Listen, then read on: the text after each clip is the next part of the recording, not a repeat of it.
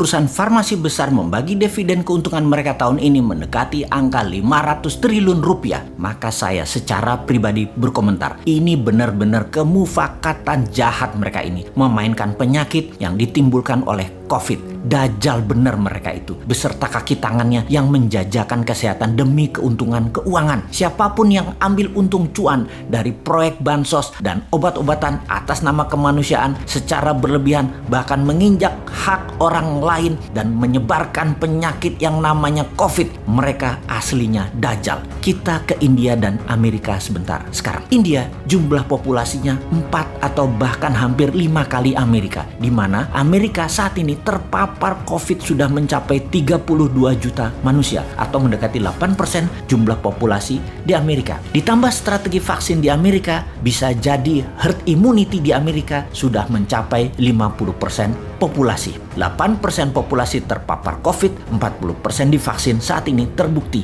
data terpapar COVID melandai turun tajam di Amerika saat ini. Di India, kalau 8% populasinya adalah 100 juta manusia, akankah terpapar sampai 100 juta manusia di India? Akankah hal ini akan terjadi di India? Hingga hari ini yang terpapar sudah mendekati angka 30 juta. India darurat dan dunia tegang. Berita tentang India terus diputar di mana-mana. Kemudian Turki mulai diberitakan hal yang buruk. Jepang serta Malaysia mulai disebar berita negatif. Second wave COVID memapar dengan cepat. Indonesia jangan sampai diberitakan negatif oleh globalis. Kita harus menjalankan strategi yang efektif. Berkali-kali kaum Newman ingatkan, tidak cukup vaksin, vitamin, dan larangan mudik saja yang dilakukan. Harus ada political strategi, politik luar negerinya. Apa itu political strategi internasionalnya? Kita pura-pura taat pada globalis, beli vaksin mereka, tapi kembangkan di dalam negeri vaksin lokalnya. Pakai 20% vaksin globalis, tapi yang 80% adalah vaksin lokal. Lakukan dalam waktu sesegera mungkin. Tahun ini harusnya memvaksin 100 juta penduduk dan tahun depan 2022 harus bisa 100%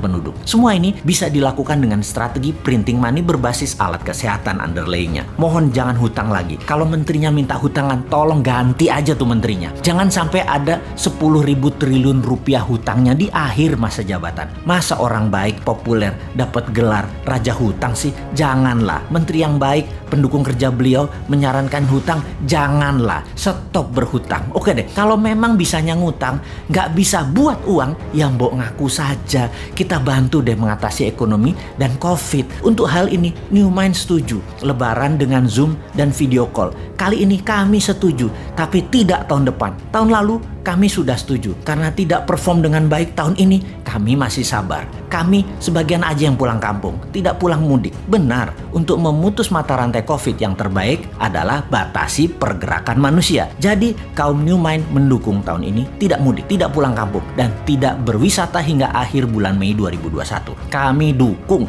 Lebaran sekali lagi dengan Zoom, dengan video call, tidak apa-apa. Lebaran tidak mudik, tidak apa-apa. Asal jangan Lebaran tidak bersama mudik. Bener deh, tanpa mudik dunia hampa. Dengan mendukung tidak mudik, kami minta syarat tapi, yaitu untuk menggratiskan Genos tes COVID yang lokasinya ada di setiap publik area terdekat, dan Satgas COVID yang tegas yang selalu mencek gadget setiap orang di mana setiap hari. Yang belum tes Genos harus tes dan mendapatkan negatif, dan ini gratis. Lalu mendukung imunitas ditingkatkan dengan dendritic cell. Diisi vaksin imunitas Nusantara, dendritic cell imunitas gratis, ditambah vitamin gratis untuk 100 juta penduduk Indonesia hingga akhir tahun ini dan seluruh penduduk Indonesia hingga akhir tahun 2022. Hingga di tahun 2023 Indonesia bebas menang dari COVID duluan pertama di dunia. Kalau kami sudah mendukung dan mengkampanyekan tidak mudik tahun ini, Lebaran dengan Zoom dan video call saja. Namun kalau antigen, Genos, swab test masih berbayar, kalian keterlaluan wahai pejabat. Harus ada keseimbangan dong. Kami orang kampung, keluarga adalah aset terbesar kami. Jabatan kami nggak punya, kekuatan politik kami nggak punya, kemampuan mengubah aturan nggak punya juga, kemampuan mengatur untuk kepentingan kelompok kami juga nggak punya juga, kemampuan mengatur untuk kepentingan kelompok kami, golongan kami, dan bohir kami